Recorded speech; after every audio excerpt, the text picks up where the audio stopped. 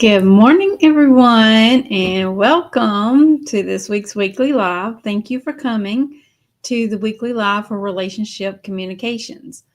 I'm thrilled that you are here with me. And for those of you that's joining us for the first time, I'm Lisa DeToffel, and I'm the founder of Relationship Communications. It's my online community where I work with established and aspiring entrepreneurs.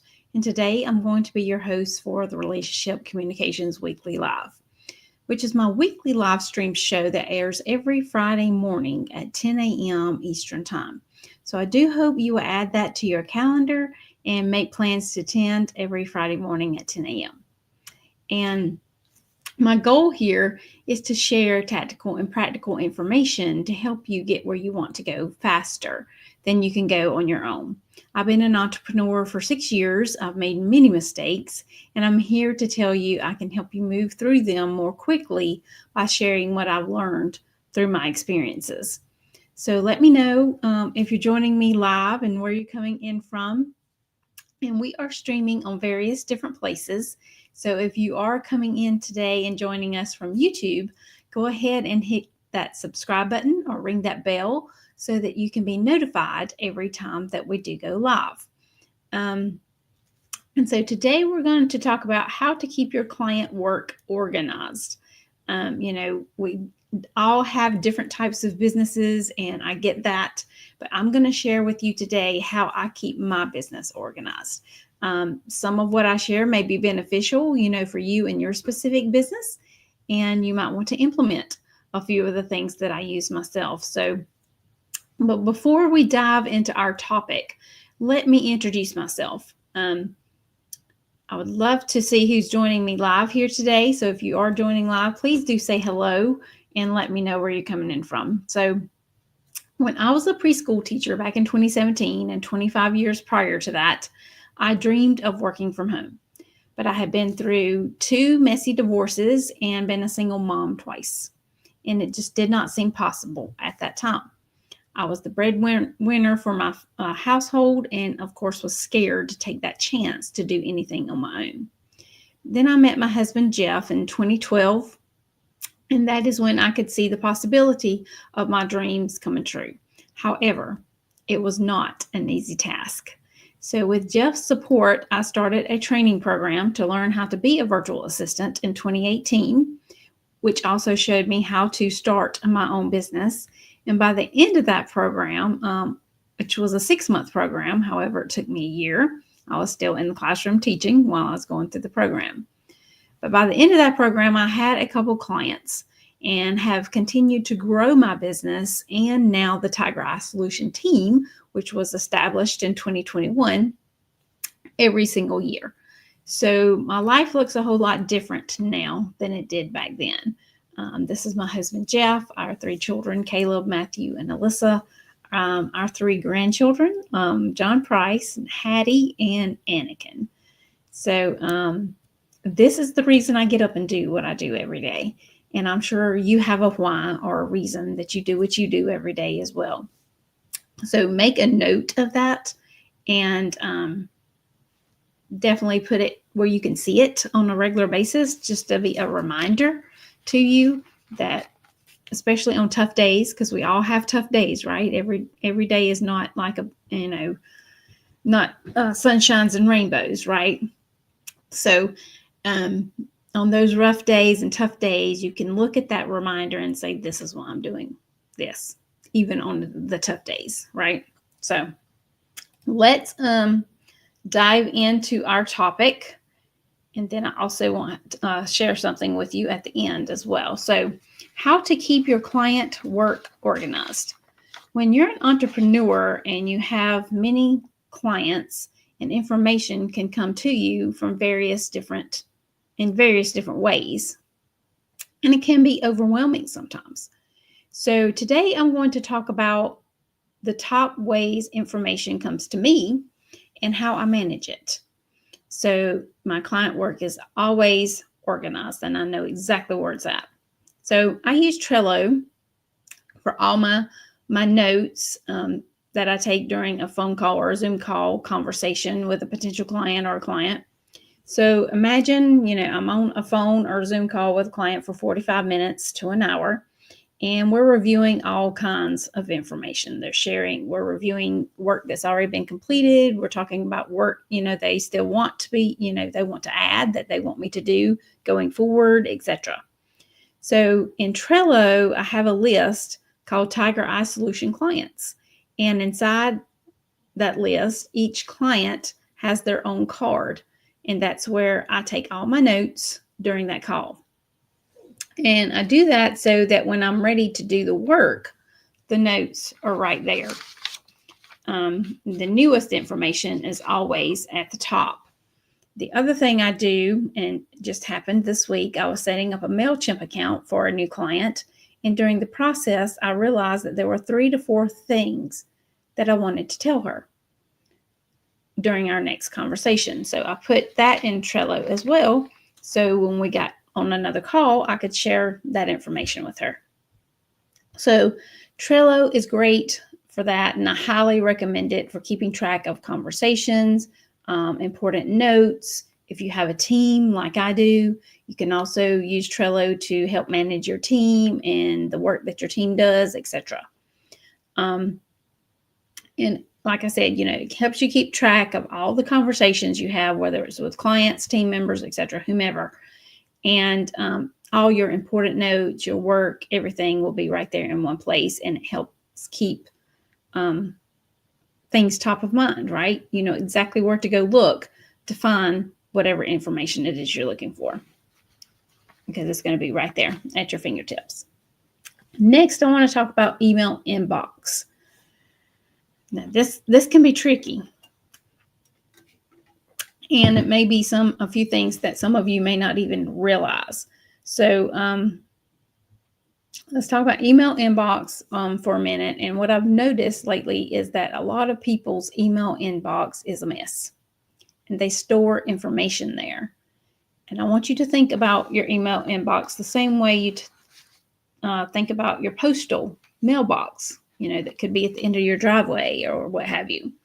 You would never store your bills there, right? That's a lot of us do still get bills in our mailbox every day, but you wouldn't leave that bill in the mailbox, right? You'd definitely take it out and bring it in the house. So we would never store our bills in the mailbox. So I don't want you to store your critical information in your email inbox either. Okay.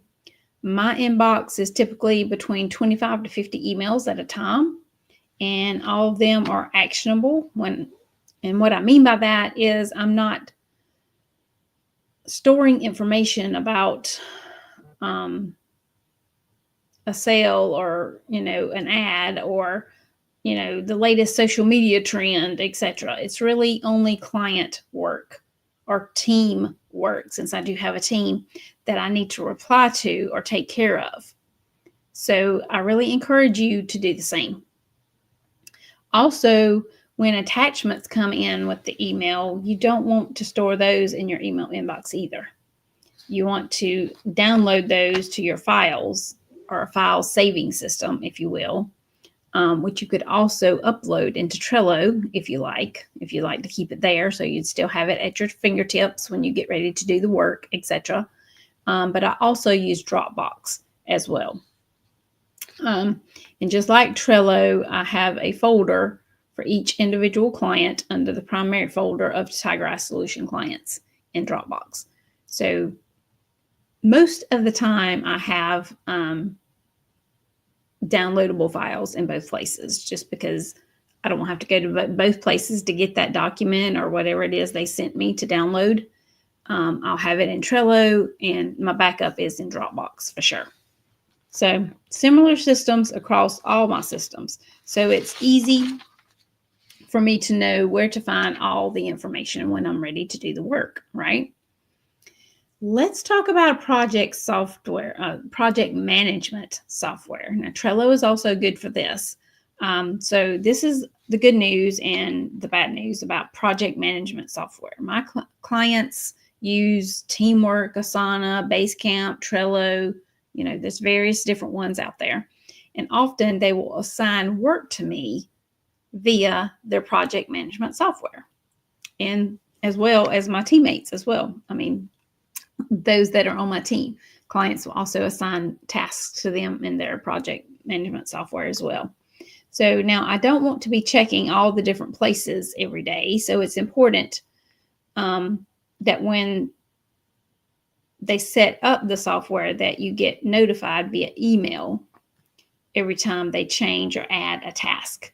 Now you can set it up there, or have your client to set it up that way, to where when they are adding new things, information, task, whatever it may be, you will be notified via email. So make sure that, that setting that is enabled so that the work will come to you into your email inbox, and you can manage it and do the work, whatever it is you need to do.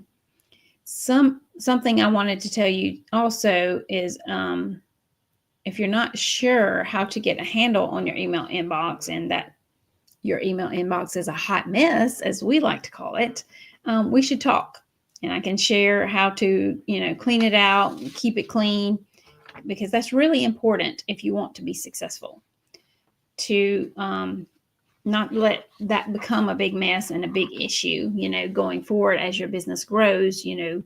That could become a big issue for sure. And you don't want that.